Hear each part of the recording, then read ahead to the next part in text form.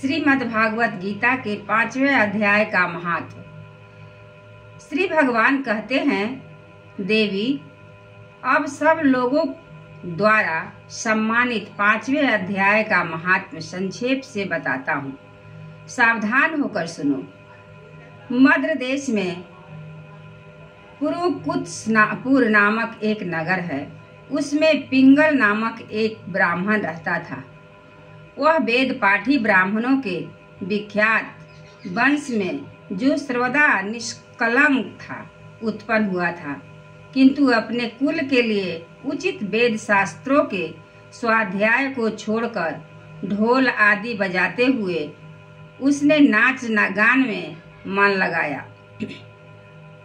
गीत, नृत्य और बाजा बजाने की कला में परिश्रम करके पिंगल ने बड़ी प्रसिद्धि प्राप्त कर ली और उसी से उसका राजभवन में भी प्रवेश हो गया। अब वह राजा के साथ रहने लगा और पराई स्त्रियों को बुला बुलाकर उनका उपभोग करने लगा। स्त्रियों के सिवा और कहीं उसका मन नहीं लगता था।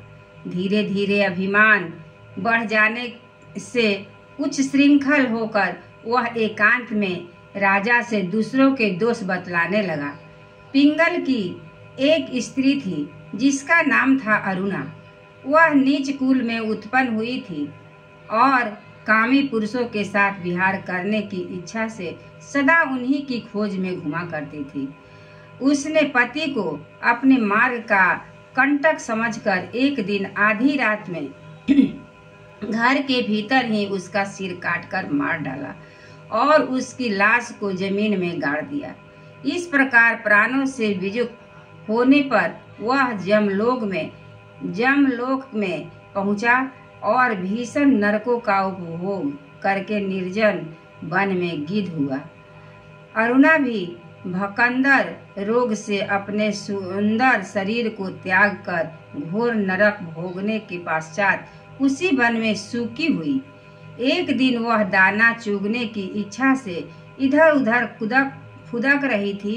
इतने में ही वह गिद्ध ने पूर्व जन्म के बैर का स्मरण करके उसे अपने तीखे नखों से फाड़ डाला। सूखी घायल होकर पानी से भरी हुई मनुष्य की खोपड़ी में गिरी। गिद्ध पुनः उसकी ओर झपटा। इतने में ही जाल फैलाने वाले बहेलिया उसे भी बाणों का निशाना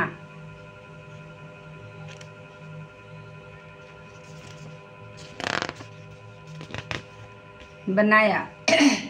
उसकी पूर्व जन्म की पत्नी सुकी उस खोपड़ी के जल में डूबकर प्राण त्याग चुकी थी। वह क्रूर पक्षी भी उसी में गिरकर डूब गया। तब जमराज के दूत उन दोनों को जमराज के लोक में ले गए।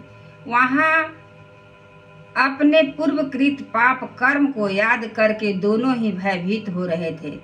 तदनंतर यमराज ने जब उनके घृणित कर्मों पर दृष्टिपात किया, तब उन्हें मालूम हुआ कि मृत्यु के समय अकस्मात खोपड़ी के जल में स्नान करने से इन दोनों का पाप नष्ट हो चुका है। तब उन्होंने उन दोनों को मनोवांछित लोक में जाने की आज्ञा दी। यह सुनकर अपने पाप को याद करते हुए वे दोनों बड़े विस्मय में पड़े और पास जाकर धर्मराज के चरणों में प्रणाम करके पूछने लगे, भगवान, हम दोनों ने पूर्व जन्म में अत्यंत घृणित पाप का संचय किया है। फिर हमें मनोवांछित लोकों में भेजने का क्या कारण है, बतलाइए। यमराज ने कहा, गंगा के किनारे बट नामक एक उत्तम ब्रह्म ज्ञानी रहते थे। वे एकांत सेवी, ममता रहित, शांत, विरक्त और किसी से भी द्वेष न रखने वाले थे। प्रतिदिन गीता के 5वें अध्याय का जप करना और उनका सदा का नियम था। 5वें अध्याय का श्रवण कर लेने पर महापापी पुरुष भी सनातन ब्रह्म का ज्ञान प्राप्त कर लेता है। उसी पुण्य के प्रभाव से शुद्ध चित्त होकर उन्होंने अपने शरीर का त्याग किया था। गीता के पाठ से